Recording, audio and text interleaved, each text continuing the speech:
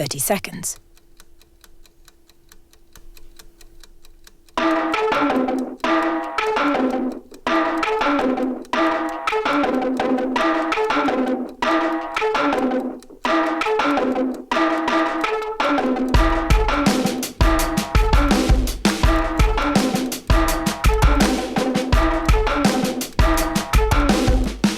You're listening to The Perplexed Christian.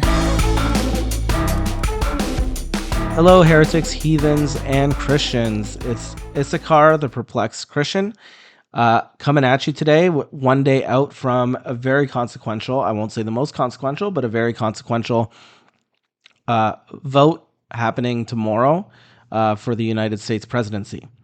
And so what I want to address today, what I want to talk about today is just those swing voters, though, especially those Christian swing voters who maybe haven't made up their mind and they're still unsure, even though they're going to have to cast their ballot, or they should cast their ballot. Everyone should go out and vote.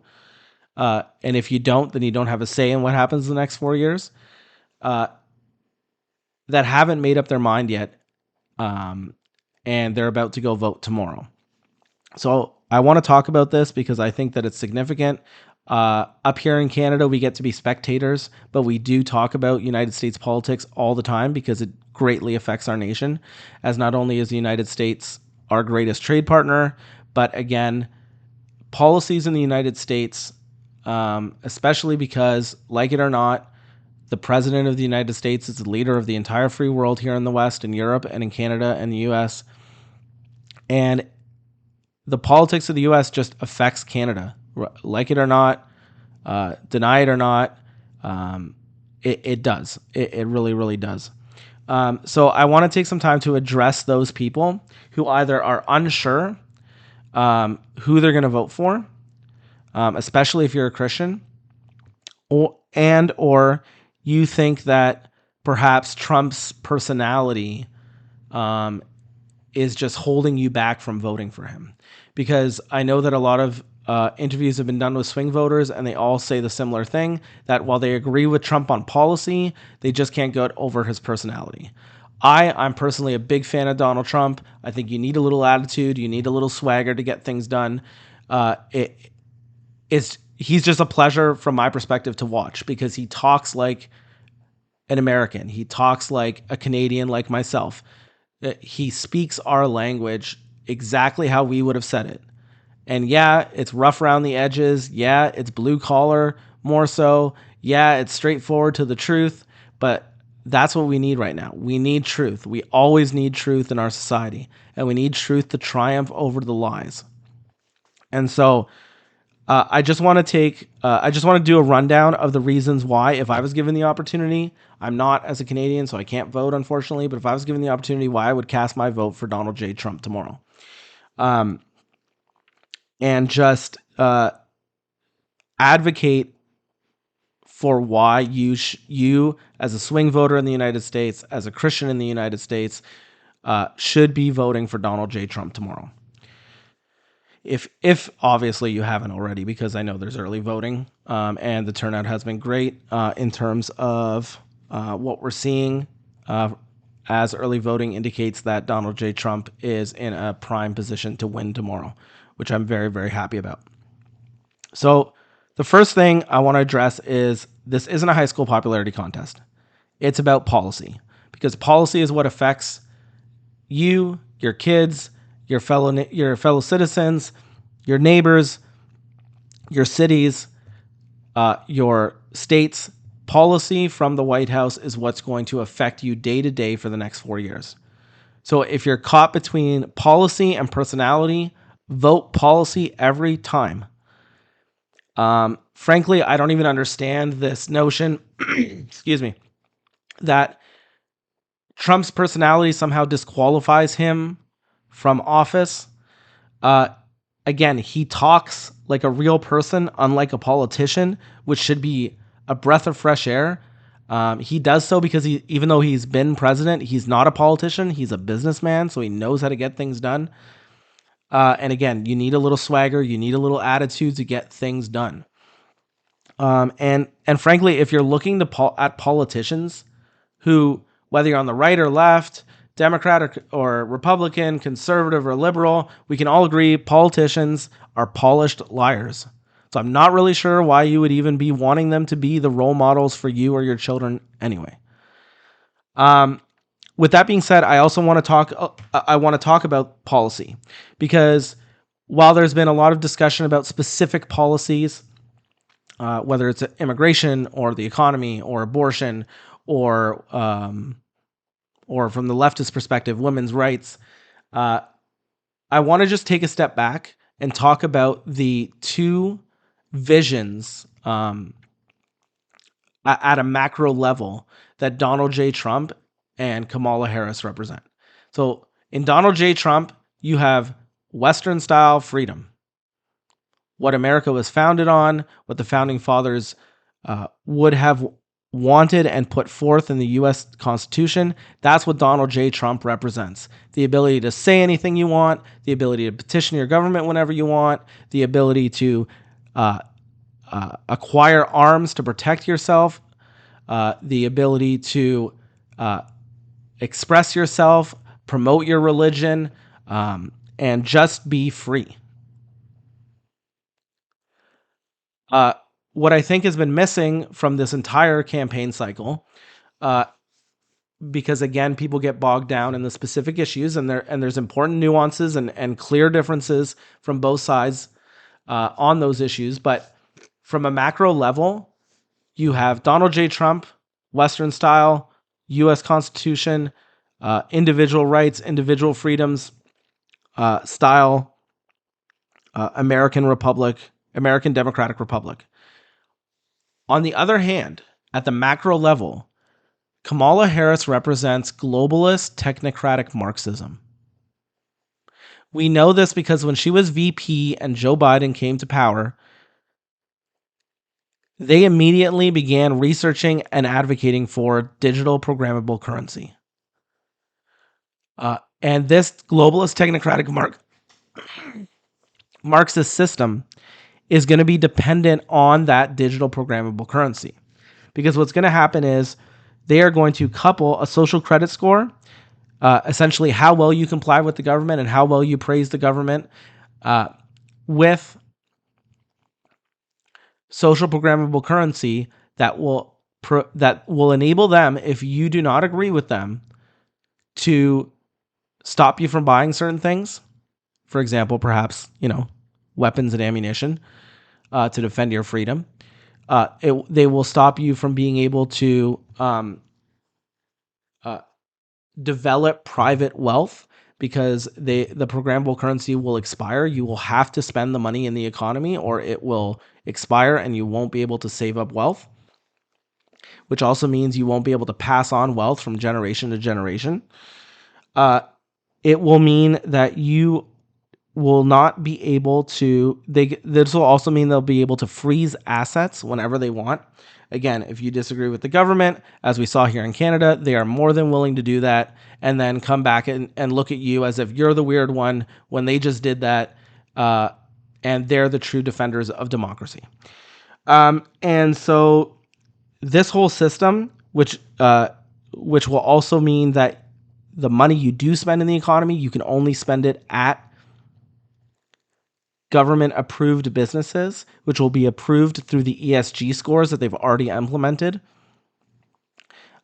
which again are scores based on how well the businesses as entities comply with and promote and praise the government.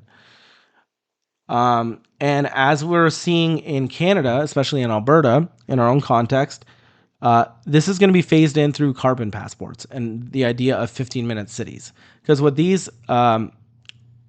carbon passport and the 15-minute cities are going to do is they're going to start conditioning us as citizens in Canada, and it's going to start getting implemented in the United States if it hasn't been already, to be used to the idea that the government should not only be able to restrict our movement, but should be able to restrict what we're able to buy and how much we're able to buy of it. And so, again, while there's lots of different policies, these are the two worldviews and understandings of how the free world should proceed, that are very stark and which are represented very clearly between Donald J. Trump, again, Western style, U.S. Constitution, individual rights, individual freedom, pro Christianity, to be honest, style of government. And on the other hand, you have a globalist, technocratic, Marxist system that the Democrats and the globalists are trying to introduce into the system. And frankly, as a Canadian, I really hope that Donald Trump is declared president-elect tomorrow, because if that's the case, then it will prevent Canada, which is much further along in terms of implementing this globalist Marxist system than the United States is at the moment, from adopting programmable digital currencies, from implementing these systems essentially from theory and development into practice.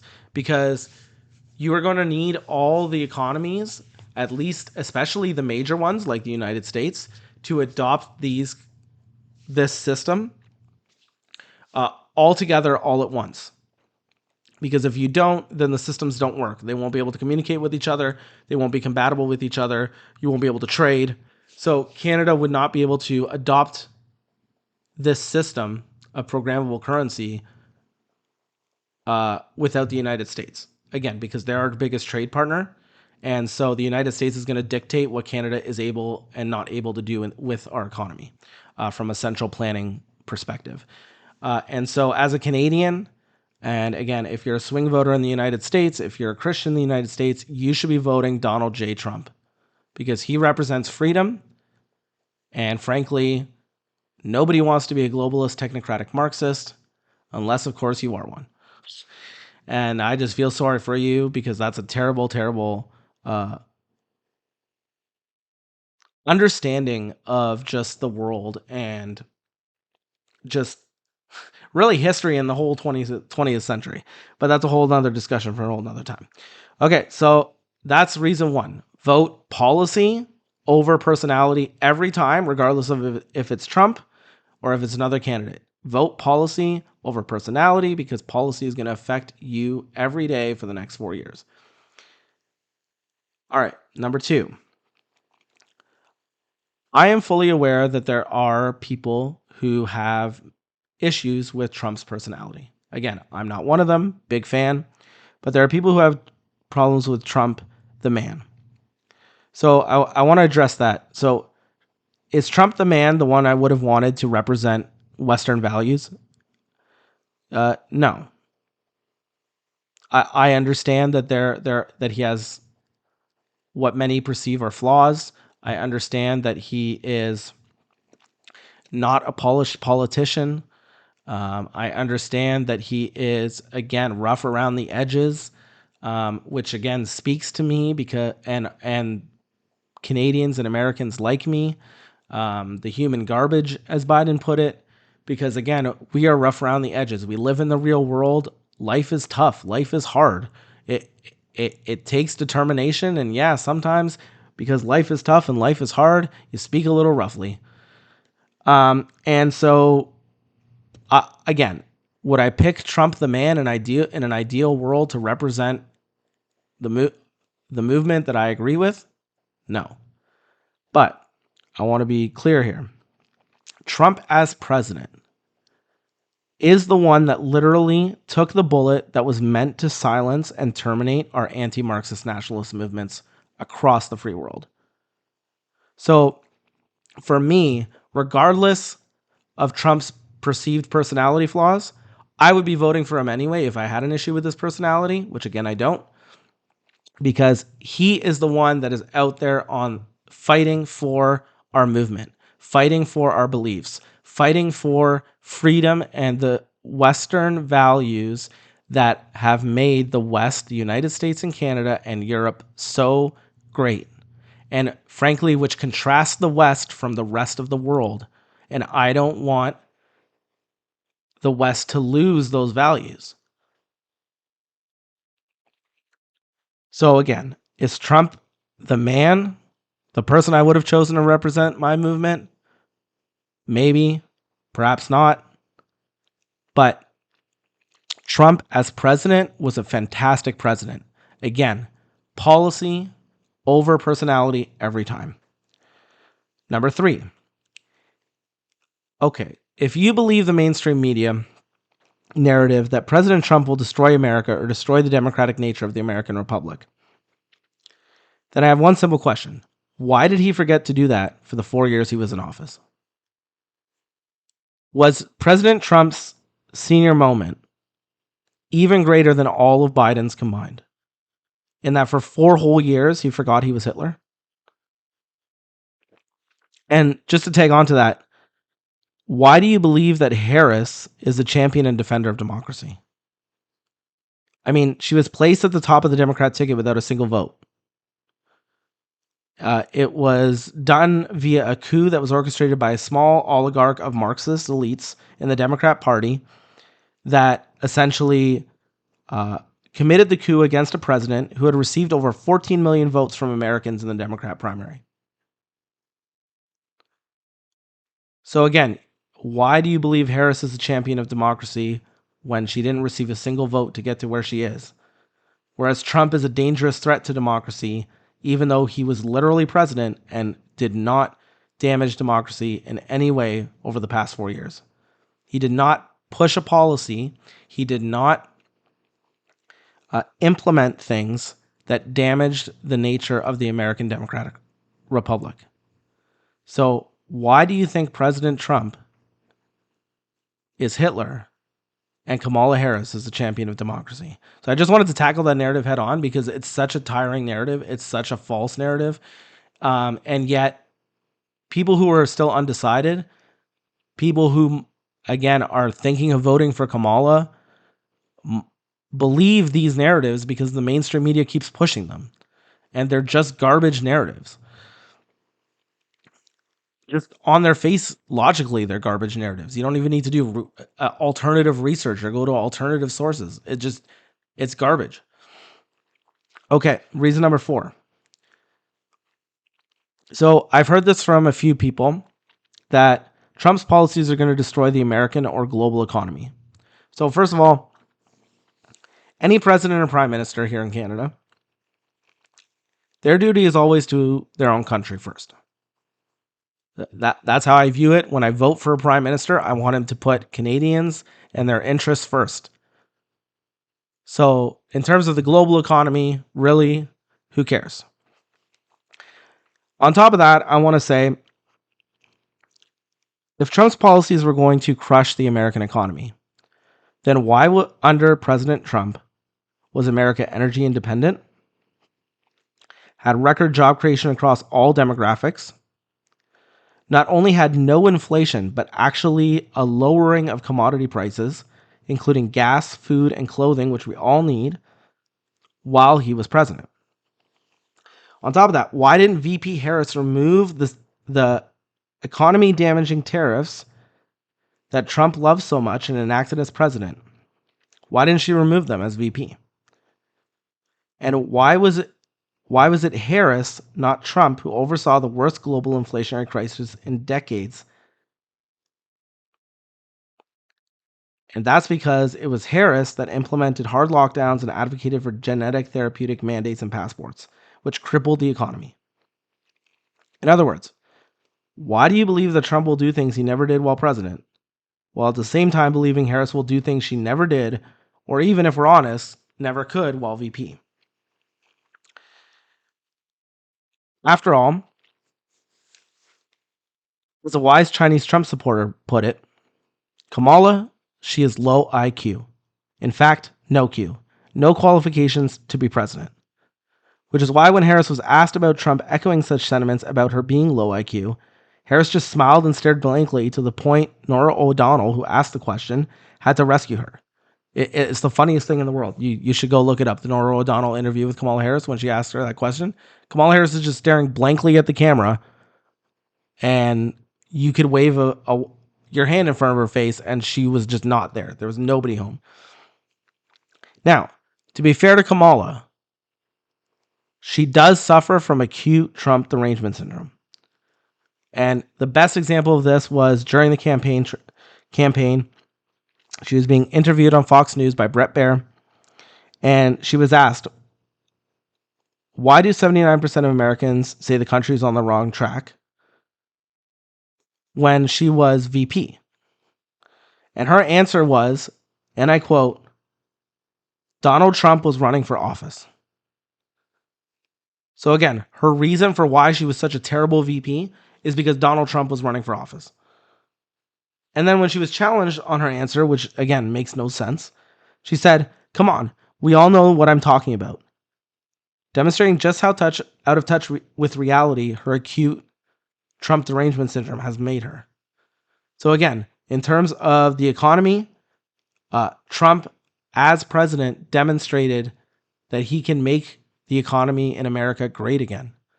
Whereas VP Harris not only has demonstrated she's incapable of doing that, but that she is so out of touch with reality because she hates Trump so much that she is doing a terrible job and unable to focus on her job because she hates Donald Trump.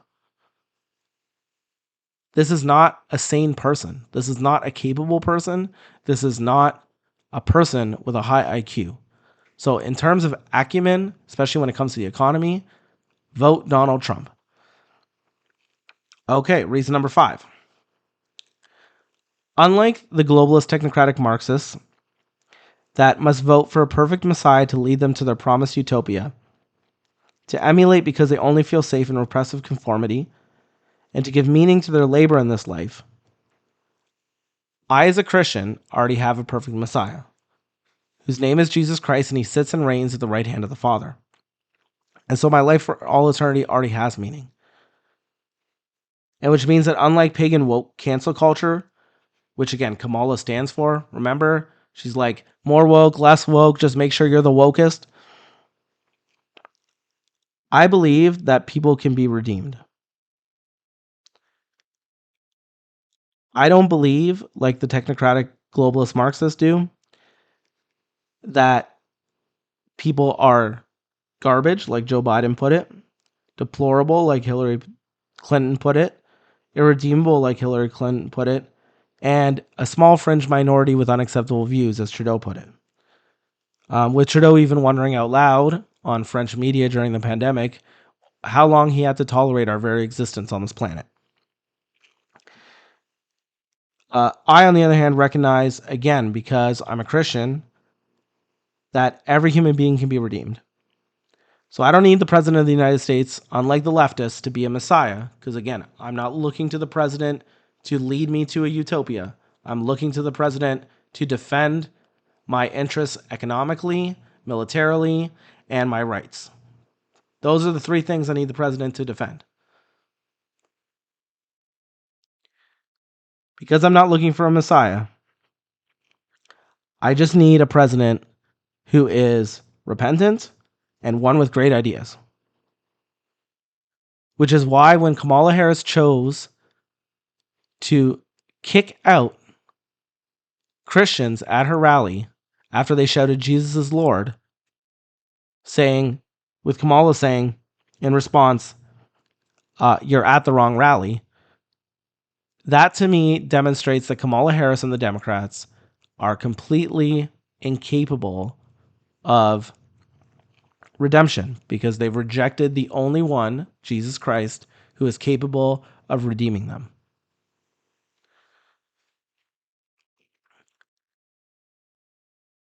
Not to mention, Democrats under VP Harris weaponized the DOJ against their political opponent, Donald J. Trump. Again, because you have to destroy democracy in order to defend democracy, right? Another thing, by the way, that I want to point out that Trump never did when he was in office, despite Hillary Clinton's clear treason. Again, I guess Trump just forgot he was Hitler in that moment again. With the various lawsuits that have been brought against Trump via the DOJ and the weaponizing of it by the Democrat Party, being appealed and Alina Habba getting them thrown out and overturned because these charges are absolutely garbage. They're fabricated, they're illegitimate. And so, yes, again, does Trump have flaws? Absolutely. But I don't need a messiah to lead me to a Marxist utopia. I just need a president with great ideas who recognizes the Lord and who is going to defend my economic interests, my military interests in terms of defending my person and my property, and defending and upholding my rights. This brings us to reason number 6. Kamala Harris and Tim Walz are without a doubt the two worst presidential candidates, at least in my lifetime, to run for the office of president and vice president.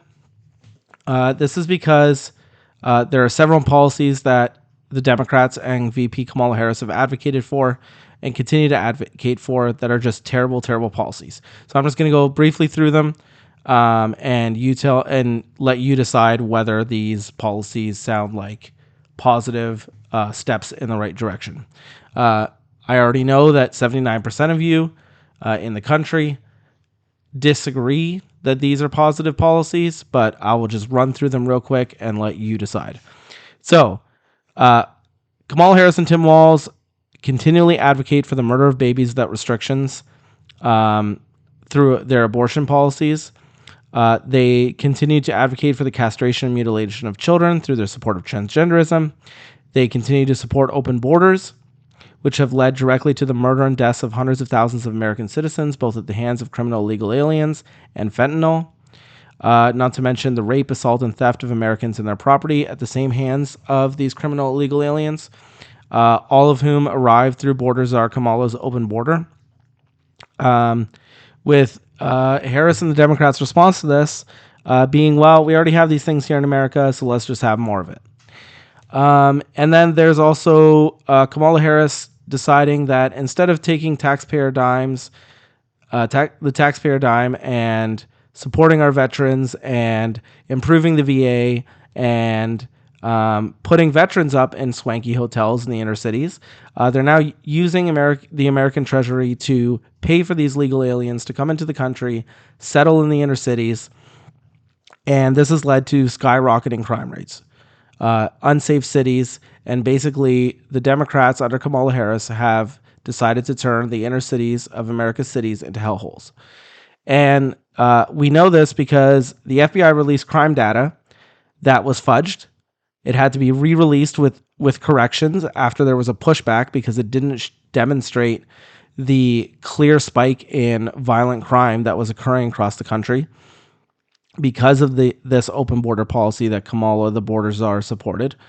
And so they re-released the data with the corrections showing the spike, but it still didn't include some of the worst inner cities across America. Again, this just demonstrates how Kamala Harris and the Democrats aren't about transparency. They aren't about telling you the truth. They're about their own agenda, and they only care about themselves. Then there is Kamala Harris's decision and Joe Biden's decision when it came to Afghanistan, where they left Americans behind, soldiers, including soldiers, to be killed or captured by the Taliban. And on top of that, they not only left Americans behind, but they strengthened the terrorists by leaving as a parting gift over $7 billion worth of legit U.S. military equipment, while at the same time giving up Bagram Air Force Base, which strengthened China geopolitically because Bagram Air Force Base gave the Americans an immediate strike capability against China's nuclear arsenal. Then there's the Ukraine, where Kamala has ensured that the Ukrainian people will never recover from the war, having already lost an entire generation in this war against Russia, this endless war that Kamala keeps pushing for and the Democrats keep advocating for, even going as far last month or a couple months ago, stating that there's a possibility that there may be a need for American troops to end up in the Ukraine. I'm not sure why you would be sending American troops to the Ukraine. There's no geopolitical reason for that. No American interests exist there. But there is interest in keeping that war going for Kamala Harris because the Democrats and Kamala Harris receive donations through BlackRock, and BlackRock owns and operates the deep state weapons manufacturers that continue to make weapons to support and continue the war in the Ukraine. And so it's just this vicious cycle of American taxpayers paying, essentially, for Democrats to get richer and richer, while threatening American stability, threatening American lives if we send troops over there, and just wasting our treasury. And then there's Kamala's work with Iran, when the Democrats and Kamala Harris intentionally removed the necessary sanctions against Iran that kept Iran broke and unable to fight a war against Israel. And as soon as those sanctions were removed, Iran carried out and planned the deadliest terrorist attack since 9/11 on Israeli civilians on October 7th, 2023. And now that war is escalating. U.S. bombers are being moved into the B-52 bombers are being moved into the region. More warships are heading into that region. It looks like if Iran retaliates, that Israel will retaliate by destroying Iran's nuclear facilities and oil production. And if that happens, it's basically all-out war, because that's a direct threat to the regime in Iran. And so, again, just creating more stability, more bloodshed, none of which are good for America, none of which are good for the Israelis, none of which are good for just the world in general. Then there's the catch and release policy that was changed by Kamala Harris, the border czar, one day or a few days into Joe Biden's presidency, when Donald Trump's executive orders regarding catch and release were rescinded. And this has meant that over 300,000 children over the past 4 years, thanks to these new Kamala Harris catch and release policies, they've simply gone missing. They're suspected to either be dead, kidnapped and tortured, or trafficked in the drug or sex trade. And then there's the often inconvenient truth that's often not spoken about, which is that, yes, Trump was president when the COVID-19 pandemic started, but while Trump wanted to keep businesses open and instead keep infected people coming from China from arriving in America, which is a sensible policy, he was called racist for that by the Democrats. And then when the Democrats took power, they instituted hard lockdowns. They tried to institute genetic therapeutic mandates and passports through OSHA, which were thankfully overturned by the Supreme Court. With these therapeutics, injections, not only maiming Americans, but killing them. Meanwhile, the lockdowns that the Democrats advocated for under VP Harris, they were found to reduce deaths by only 0.2%, which when compared to the number of deaths by suicide, drug overdose, poor health/access to healthcare, and poor living conditions and poor mental health as directly caused by the lockdowns themselves, this meant by ratios of 2-to-1, 3-to-1, and 4-to-1, depending on the exact location the data is coming from, VP Harris's lockdowns killed Americans much more than the virus ever could. Again, by ratios of 2-to-1, 3-to-1, and 4-to-1, the lockdowns killed more Americans than the virus ever could. And we know those ratios could be higher because the COVID-19 deaths that were reported by the government were inflated because they included people who didn't die because of COVID, but simply had COVID at the time they died. And so then on top of this, VP Harris and the Democrats were in charge of censoring information on social media. This is demonstrated by the Twitter files, by Facebook, by Google executives, that VP Harris and the Democrats censored and suppressed valid medical information during the pandemic, including the valuable role ivermectin could have played in treating the virus. Again, policies leading directly to American deaths during the pandemic. And this was done again because BlackRock owns the pharmaceutical companies. The pharmaceutical companies have the therapeutic shot, which is the only approved method to treat the virus, at least from a epidemiology standpoint. And they also own the only treatment that was approved by the government, which was remdesivir, that they could then sell, because it was the only approved treatment for COVID prior to the shot. And so these pharmaceutical companies got rich, BlackRock to the money, and sent it right back to the Democrats. And the thing is that the other thing is that we know that while ivermectin saved many lives during the pandemic, remdesivir actually kills people at really high rates. And so not only were these policies preventing, not helping get America out of the pandemic, but they were actually killing people. And then there is same thing with the social media and tech giants of Silicon Valley. Again, Google, Facebook, Twitter, prior to Elon Musk. Again, owned by BlackRock, associated with the Democrat Party, making huge donations because, again, when VP Harris and Joe Biden decided to lock down asymptomatic people, which is healthy Americans, in their homes during the pandemic, for the first time ever in human history, when you're dealing with a pandemic, this meant that these people couldn't communicate with each other except through the use of social media and the internet. And so these people spent money and enriched these tech giants and these Silicon Valley giants and these social media giants. And these companies in return sent money back to the Democrats. Not only that, but again, they locked people down in apartment complexes and condo complexes, which have central air systems. And the central air systems spread the virus quite well, which we know from several studies. And yet they locked people in together. When, in fact, as the New York Times even reported, there are zero confirmed cases of people gathering outside and spreading the virus. And so we know that the Democrat policies, the Democrat pandemic procedures, not only didn't help the pandemic, these policies led directly to American deaths, and they weren't even scientific. And this was confirmed when Dr. Fauci testified before Congress regarding these policies, and he stated these weren't based on science. We just kind of made them up, and they mostly just appeared. Now, of course, the next natural question is appeared from where, but getting into the plandemic and the scandemic is a totally different subject. We don't have time for that. And then there is the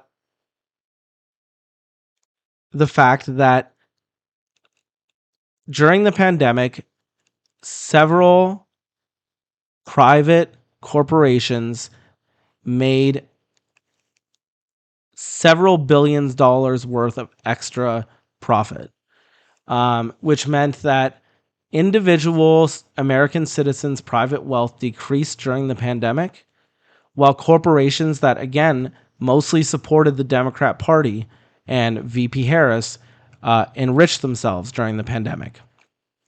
And so that's not only a weakening of you, the American citizen, but it's also a strengthening of the Democrat Party, because then they can go out and not only get donations from their corporate friends, but they can also talk about how much welfare should be attractive to Americans. Because again, if they can have Americans on welfare, they're more likely to vote for the Democrat Party because they want the assistance to continue. Whereas if you have strong, independent, privately wealthy Americans, you don't have that problem of needing government assistance, and you can be free and you can live your life outside of government control. And I wanted to do a rundown of all these policies because I think it's not only important to understand what VP Harris was in charge of and what she is responsible for in terms of the damage that has been done to America, but I also wanted to run down these policies because when she was asked on the campaign trail, and she's been asked over and over again, but when she was asked on the campaign trail, would you do anything differently over the past 4 years? She stated, and I quote, "There is not a thing that comes to mind." Meaning that while Kamala Harris is out there trying to turn the page and be joyful and and all this nonsense. She is the exact same Kamala Harris, the exact same VP that has been in power, that has established these terrible policies for the past 4 years. She's the same person and she wants the same things to continue. And so, again, going back to the very first thing, do not vote for personality, vote for policy, because a president's policy, a VP's policy is going to directly impact your life. Their personality won't. And so I just wanted to run through these reasons.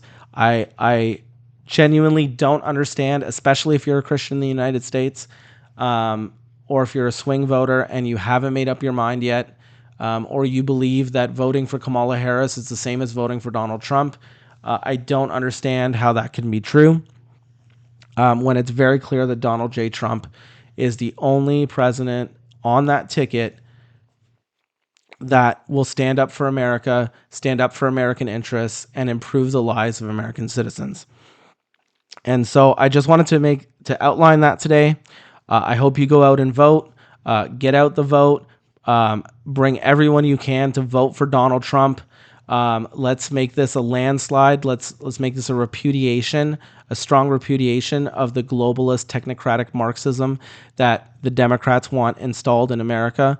And let's bring back freedom. Let's bring back President Trump. Let's make America great again.